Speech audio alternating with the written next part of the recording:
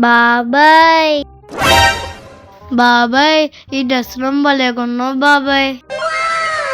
నువ్వు ఎదవటీటిని లాడక విషయం చెప్పు. అంటే బాబాయ్ ఈ స్కూల్లో గెట్ టుగెదర్ ఉంది బాబాయ్.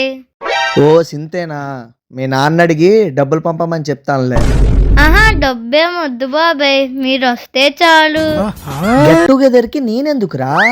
గెట్ టుగెదర్ అంటే మీరు నేను ప్రిన్సిపల్ అంతే బాబాయ్. హో అర్థమైంది. ఏ పనికి మాలిన పని చేసావురా? అంటే నిన్న మీ ఫోన్ నుండి మా క్లాస్మేట్ శృతికి శృతికి మెసేజ్ చేశాను బాబాయ్. ఏమనరా? నా ఫోన్ నుండి మెసేజ్ చేసావా? చిన్నప్పుడు మా అమ్మ చందమామ రావే జాబిల్లి రావే అని అన్నం తినిపించేది. ఈ రోజు అర్థమైంది, నా కోసం దిగి వచ్చిన చందమామ నువ్వే శృతి. మీ దుంపలు మీరెక్కడ తయారయ్యారా బాబు?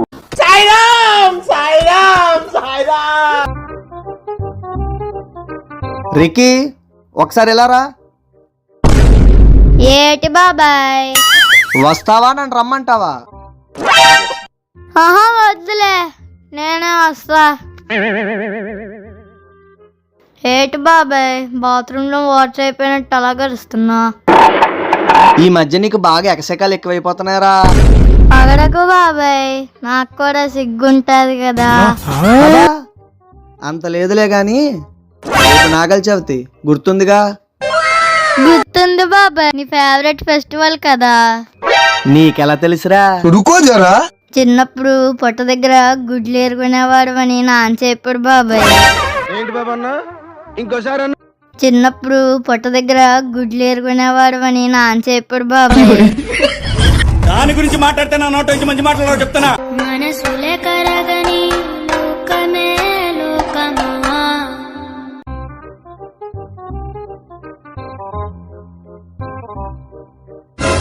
ఏటి మా బాబాయ్ తెగవాళ్ళు చూచేస్తున్నాడు?